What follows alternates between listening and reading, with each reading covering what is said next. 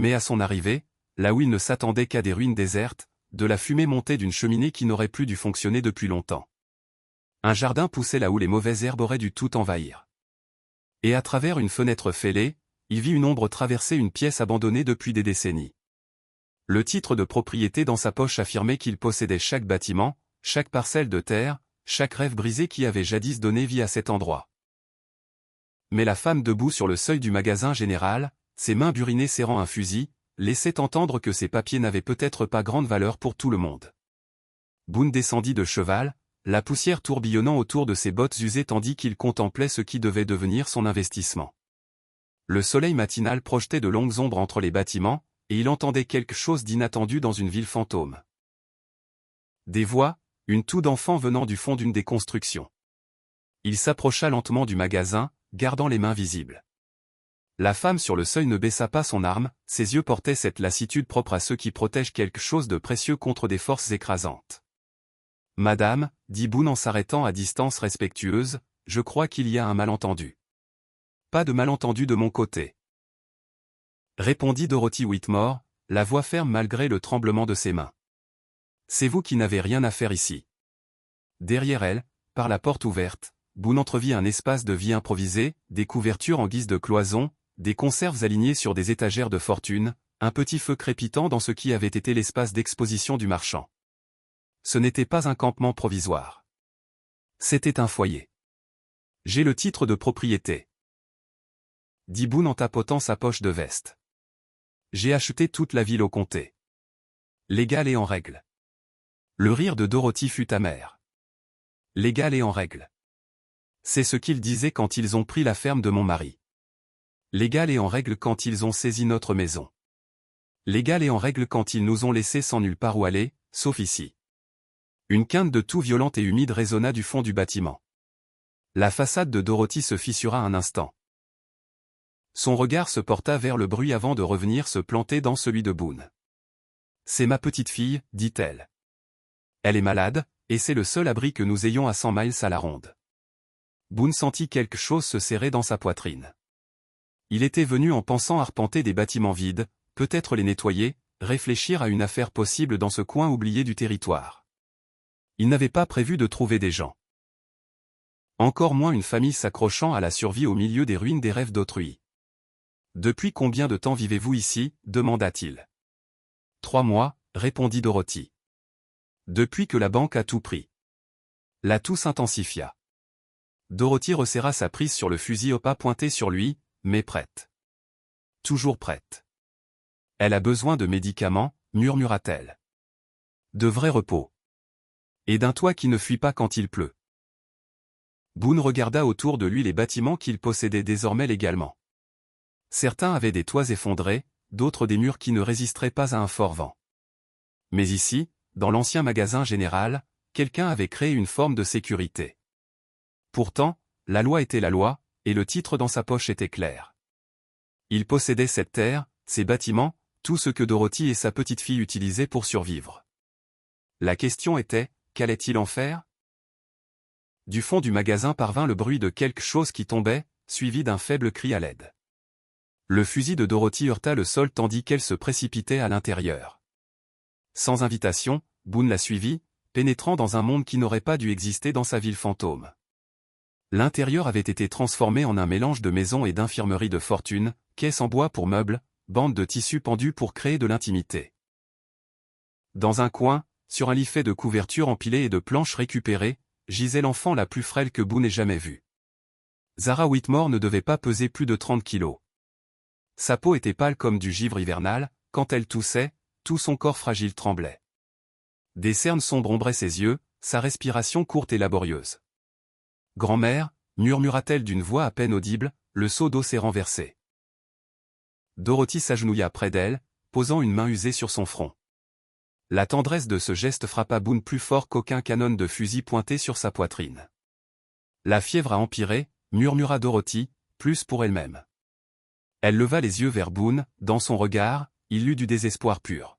« Elle a besoin d'un docteur » dit-elle. « De vrais médicaments, pas seulement les herbes que je trouve dehors. » Boone observa leur foyer de fortune. Taches d'humidité sur les murs, sol inégal avec des planches branlantes. Cet endroit tenait à peine debout, et l'hiver approchait. Le docteur le plus proche est à Millfield, dit Boone. 2 jours de cheval.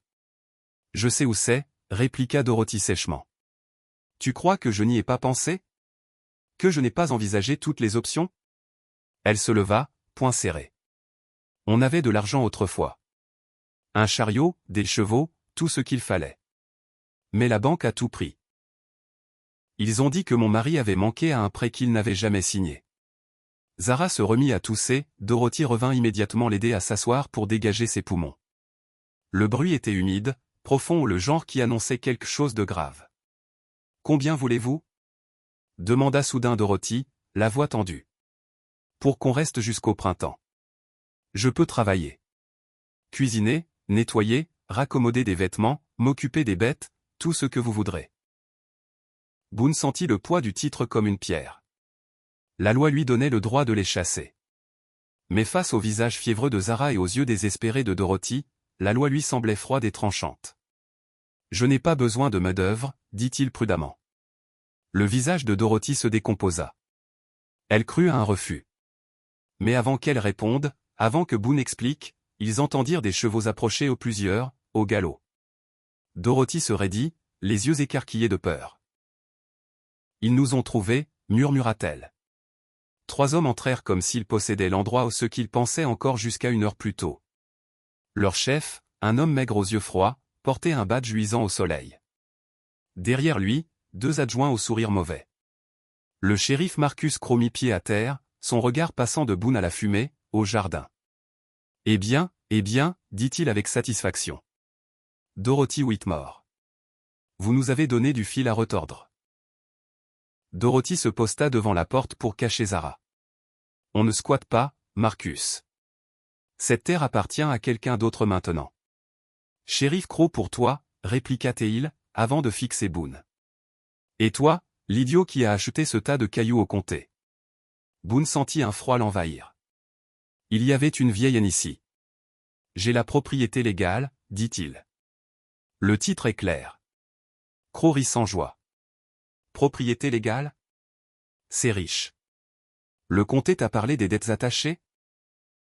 Madame Whitmore doit une belle somme en prêts et pénalités. Dorothy blêmit.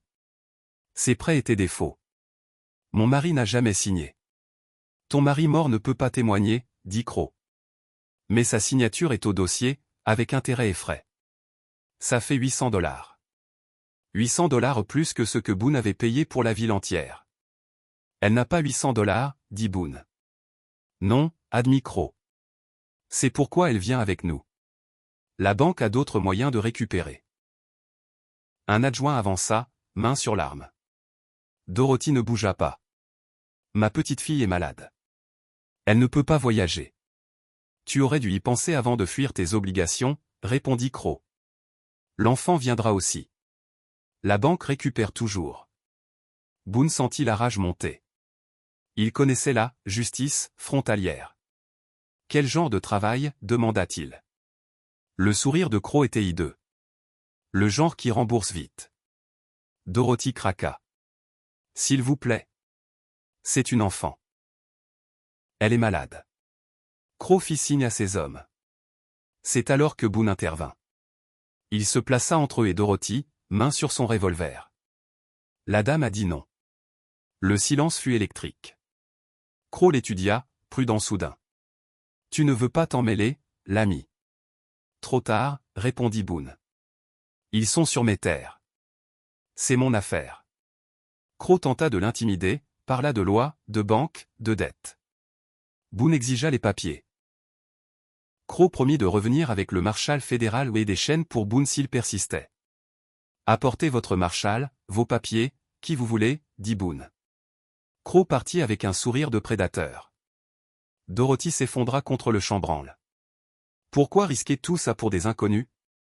Boone n'avait pas de réponse claire. Peut-être la fragilité de Zara, le désespoir de Dorothy, ou simplement trop d'années à voir les puissants écraser les faibles. Parle-moi du prêt, dit-il. Dorothy raconta, son mari Thomas n'avait jamais emprunté. Après sa mort, des papiers étaient apparus avec sa signature pour des choses qu'il n'avait jamais achetées. Elle gérait les affaires car il lisait mal. Mais une femme ne pouvait contester les dettes d'un mari défunt, selon la banque. Boone sentit la colère monter.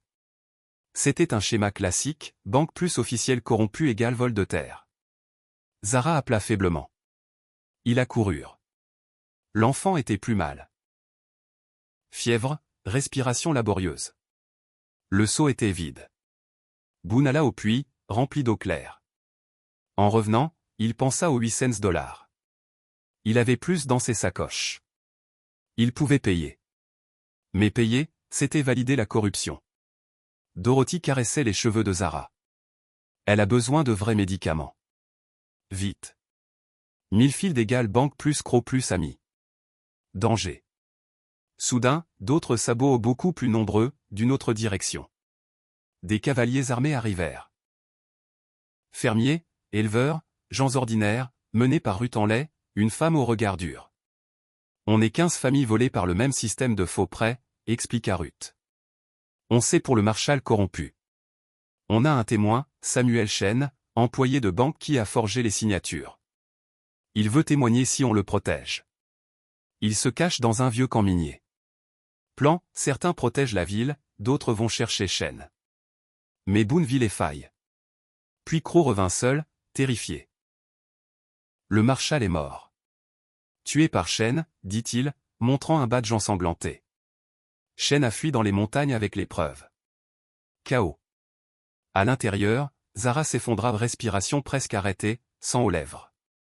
Crow, changé, murmura. Il y a un vieux médecin tribal à 30 miles. Je connais les sentiers. Je l'emmène.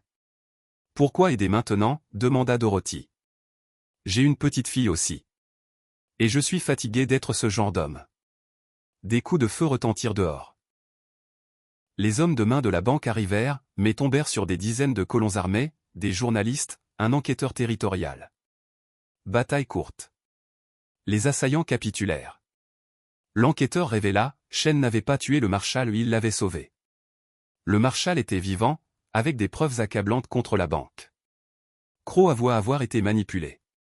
Mais Zara agonisait. Crow prit la décision de sa vie. Je l'emmène au médecin tribal. Mon cheval est frais. Ils fabriquèrent un travois.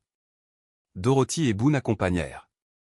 Ruth remit un document, toutes les dettes forgées annulées. Ils étaient libres. Le trajet fut dur, mais Crow connaissait les pistes. En 6 heures, ils arrivèrent. Le vieux Joseph Whitehorse examina Zara, pneumonie, mais pas trop tard. 3 jours de lutte. Le 4e, Zara ouvrit les yeux et demanda de l'eau. 6 mois plus tard, la ville fantôme s'appelait New Haven. Boone divisa ses terres entre les familles volées, gardant un petit ranch. Dorothy tenait le magasin, qui vendait vraiment maintenant. Zara avait repris des forces et aidait. Crow purgea sa peine, puis revint shérif cette fois pour protéger les gens. La banque Millfield fut dissoute, c'est bien rendu aux victimes. Par un automne doré, Boone regardait Zara courir après des poules tandis que Dorothy servait des clients. Il avait acheté une ville fantôme pour 100 $. Et trouvé quelque chose de bien plus précieux, une famille. Et parfois, entre couchers de soleil et étoiles, il entendait les vrais esprits de la ville, non des morts, mais les rêves vivants de gens qui avaient enfin un foyer. Le puits était vieux. Son cadre en bois, usé et craquelé, mais quand il descendit la corde, elle remonta pleine d'une eau claire. Tout en actionnant la manivelle, il se mit à penser aux 800 $. C'était une fortune pour des gens comme Dorothy. Mais Boone avait bien plus que cela caché dans ses sacoches de sel, de l'argent patiemment économisé au fil des ans grâce à une vie frugale et à de bonnes ventes de bétail. Il pouvait payer la dette. Problème réglé. Pourtant, cette idée lui laissait un goût amer. Payer, c'était reconnaître que la dette était réelle. C'était récompenser la corruption et encourager qu'elle se poursuive. Et que deviendrait la prochaine famille que Crow et sa banque choisiraient comme cible? Quand il revint avec l'eau, Dorothy était assise près de Zara, caressant les cheveux de sa petite fille avec une infinie douceur. Elle a besoin de médicaments, dit-elle sans lever les yeux. De vrais médicaments d'un vrai docteur. Et vite. Crow avait dit que le docteur le plus proche était à Millfield. La même ville que la banque. La même ville où Crow avait des amis. Dorothy croisa enfin son regard. Si on y va, on ne reviendra jamais. Boone posa le seau et réfléchit aux options. Fuir? Zara était trop malade pour aller loin. Se cacher? Crow savait maintenant où ils étaient. Se battre? Tirer sur des représentants de la loi, même corrompus, attirerait des ennuis insurmontables.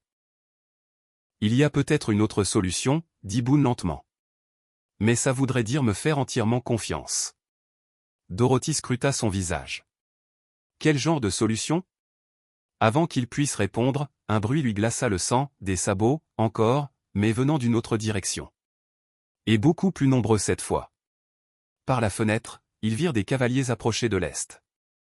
Trop pour les compter, avançant vite, soulevant un nuage de poussière qui sentait l'urgence.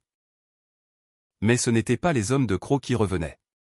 Ces cavaliers portaient d'autres couleurs, d'autres drapeaux, et chevauchaient comme s'ils possédaient ce territoire, ce que Boone, avec une angoisse croissante, comprit qu'il pensait probablement être le cas. Les nouveaux arrivants n'étaient ni shérifs ni banquiers. C'étaient des fermiers, des éleveurs, des gens du peuple. Tous armés, tous portant la même expression de détermination désespérée que Boone avait vue dans les yeux de Dorothy. Leur chef était une femme du même âge que Dorothy. Mais là où Dorothy montrait l'épuisement de la fuite, cette femme dégageait une colère froide et résolue, celle de quelqu'un qui a décidé d'arrêter de courir et de commencer à se battre. « Dorothy Whitmore », cria-t-elle en descendant de cheval. « On vous cherche partout. » Dorothy sortit du magasin, laissant Zara à l'intérieur mais restant près de la porte. Ruth en lait.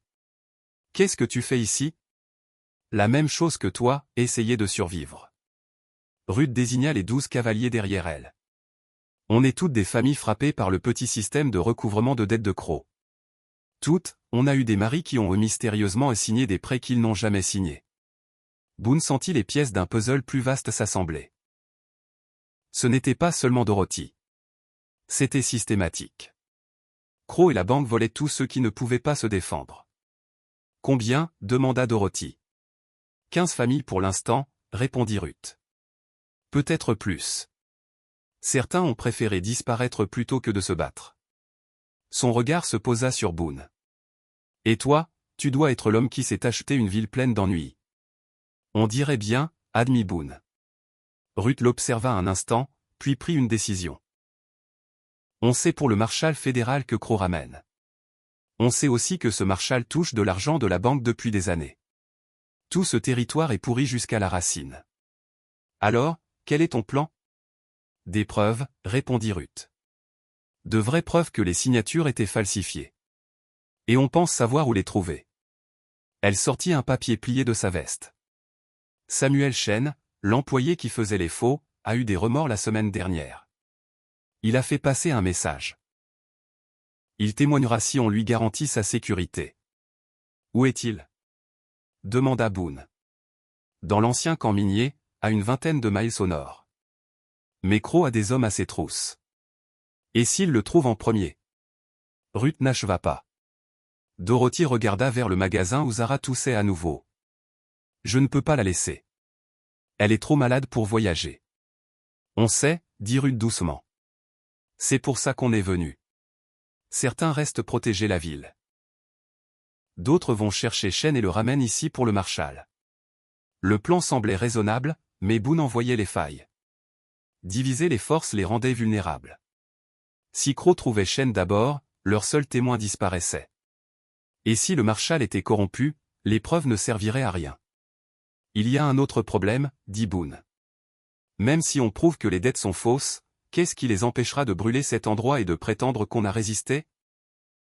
Le sourire de Ruth était sombre. Rien. C'est pourquoi on ne rassemble pas seulement des preuves. On rassemble des témoins. Beaucoup de témoins. Elle désigna l'horizon, d'autres nuages de poussière approchaient de plusieurs directions. La nouvelle s'est répandue, continua Ruth. Des journalistes de 3 villes différentes arrivent. Des enquêteurs fédéraux de la capitale territoriale. Même des chefs tribaux de la réserve viennent voir ce qui se passe. Dorothy fixa les nuages de poussière. Tu transformes ça en cirque. On transforme ça en spectacle public, corrigea Ruth. Quelque chose de trop gros et trop visible pour que Crow et ses amis puissent l'étouffer. Soudain, la toux de Zara devint violente, suivie d'un faible cri. Dorothy se précipita à l'intérieur, Boone sur ses talons. L'enfant était assise, mais son visage était écarlate de fièvre, ses yeux perdus. « Quelque chose ne va pas, » murmura Dorothy. « C'est pire. » Boone s'agenouilla, la respiration de Zara était de plus en plus difficile, et du sang apparaissait sur ses lèvres quand elle toussait. « Il nous faut ce docteur, » dit Dorothy, la voix brisée. « Maintenant. » Mais comme en réponse à leur désespoir, un cheval solitaire arriva au galop. Crow revenait seul, l'air traqué. Quand il descendit, Boone vit la peur sur son visage, une peur qu'il n'avait jamais montrée avant. Le cheval était couvert d'écume. Crow tremblait. « Ça a été trop loin. » dit-il d'une voix sans autorité. « Beaucoup trop loin. » Ruth avança, main sur son arme. « Qu'est-il arrivé à ton marshal fédéral, shérif ?» Crow rit, amer et désespéré. Le marshal est mort. Abattu sur la route par Samuel Chen. Les mots frappèrent comme un coup de poing. Dorothy se raidit. Ruth pâlit. Crow sortit un badge taché de sang. Trouvé sur la route avec le corps du marshal Davison. Chen a laissé une note, il ne se rendrait pas vivant. Plutôt mourir en se battant que de finir pendu pour faux. Boone observa Crow, il ne mentait pas sur la mort du marshal, mais il y avait autre chose dans son regard. Quelque chose de plus compliqué. Où est Chen maintenant ? Demanda Boone. Parti. Disparu dans les montagnes avec assez de preuves pour faire pendre la moitié des officiels du territoire, y compris moi. L'aveu flotta dans l'air comme de la poudre brûlée. Soudain, silence à l'intérieur. Pire que la toux. Dorothy se précipita, hurla. Tout le monde accourut. Zara gisait immobile, peau grise, respiration à peine perceptible. Du sang sur l'oreiller. Yeux révulsés. Elle est en train de mourir, sanglota Dorothy, berçant le corps inerte. Mon bébé meurt et je ne peux rien faire. Boone écouta le cœur, rapide, faible, comme des ailes d'oiseau contre une vitre. Le docteur le plus proche est à 2 jours, murmura Dorothy, brisée. Même en partant maintenant, elle ne survivrait pas au voyage, acheva Boone doucement. Dehors, d'autres chevaux arrivaient, journalistes, enquêteurs. Crow apparut sur le seuil, regardant l'enfant mourante avec un regret qui semblait sincère. Il y a un vieux médecin dans le camp tribal, dit-il à voix basse. Un homme médecine qui a sauvé des gens que les docteurs blancs ne pouvaient pas aider. C'est à 30 miles par un pays difficile. De si on connaît les bons sentiers. Ajouta-t-il. Et je les connais. Dorothy leva les yeux, espoir et méfiance mêlés. Pourquoi nous aider maintenant? Après tout ça? Crow resta silencieux un long moment. Puis sa voix changea, plus vieille, plus lasse. Parce que j'ai une petite fille aussi. Et parce que je suis fatigué d'être l'homme qui laisse des enfants mourir pour de l'argent. Mais à peine avait-il fini que des cris retentirent dehors, suivis de coups de fusil et du tonnerre de nombreux sabots. L'armée privée de la banque arrivait. Ils s'attendaient à trouver des familles sans défense. Ils tombèrent sur 2 douzaines de colons armés, 3 reporters avec appareil photo, et un enquêteur territorial qui documentait la corruption depuis des mois. La fusillade fut brève et décisive. Quand la fumée se dissipa, la moitié des hommes de la banque étaient blessés, les autres avaient capitulé. Leur chef, un certain Pike, cracha du sang. Vous ne savez pas à qui vous vous attaquez. La banque possède tout ce territoire. Plus maintenant, répondit une nouvelle voix. L'enquêteur territorial, un homme maigre nommé Williams, s'avança avec une sacoche pleine de documents. Samuel Chen n'a pas tué le marshal. Il l'a sauvé. Le marshal Davison est vivant et se remet dans le camp tribal, avec assez de preuves pour fermer définitivement la banque de Millfield. Crow devint livide. Williams expliqua. Le badge ensanglanté, le sang c'était celui de Chen, qui avait pris une balle pour protéger le marshal des vrais tueurs, ceux qui falsifiaient les signatures depuis des années. Crow n'avait pas protégé un système corrompu. Il avait été manipulé, utilisé comme un outil jetable. Mais pour Dorothy, rien de tout cela n'avait d'importance. Elle berçait toujours Zara, dont chaque respiration semblait être la dernière. Elle a besoin d'aide maintenant, dit-elle désespérée. Crow regarda l'enfant, puis son cheval, puis prit la décision qui redéfinirait sa vie. Je l'emmène chez le médecin tribal. Je connais les sentiers, mon cheval est frais. Je viens avec toi, dit Dorothy. Moi aussi, ajouta Boone. Ils fabriquèrent un travois avec des couvertures et des perches, installèrent Zara avec soin. Ruth s'approcha, tenant un document officiel. Ça vient avec l'enquêteur. Toutes les dettes forgées sont annulées. Vous êtes libre, Dorothy. Vous êtes tous libres. Le trajet fut rude, canyons étroits, rivières à gué, pentes rocailleuses. Mais Crow connaissait la terre. Ce qui aurait dû prendre une journée ne prit que 6 heures. Le vieux Joseph Whitehorse examina Zara avec des mains douces et des yeux sages. Il utilisa herbes, remèdes traditionnels et techniques apprises auprès des docteurs blancs. Pneumonie, dit-il simplement. Mais pas trop tard. Pas encore. Pendant 3 jours, ils restèrent au camp tribal tandis que Zara luttait pour sa vie. Dorothy ne quitta jamais son chevet. Boone aida comme il put. Crow rédigea une confession complète sur la corruption de la banque. Le 4e jour, Zara ouvrit les yeux et demanda de l'eau. 6 mois plus tard, la ville fantôme s'appelait New Haven. Boone divisa ses terres entre les familles volées, ne gardant qu'un petit ranch où il élevait du bétail et cultivait des légumes. Dorothy tenait le magasin général qui vendait vraiment des marchandises désormais. Zara avait repris des forces et aidé aux tâches quotidiennes. Crow purgea sa peine en prison territoriale, puis revint shérif de New Haven cette fois pour protéger les gens, pas les puissants. La banque de Millfield fut dissoute, ses actifs redistribués aux victimes. Un automne doré peignait les collines. Boone, dans son jardin, regardait Zara courir après les poules tandis que Dorothy servait des clients au magasin. Il avait acheté une ville fantôme pour $100 et trouvé quelque chose de bien plus précieux que l'argent, une famille. Et parfois, dans les moments calmes entre le coucher de soleil et les étoiles, il entendait les vrais esprits de la ville, non les morts agités, mais les rêves vivants de gens qui avaient enfin trouvé un foyer. Si cette histoire t'a plu, clique sur la vidéo à l'écran pour découvrir une autre grande aventure western où destin et courage se rencontrent d'une façon inattendue. N'oublie pas de t'abonner et pense à un super chat pour nous aider à continuer à raconter des histoires comme celle-ci. Ton soutien compte énormément pour nous.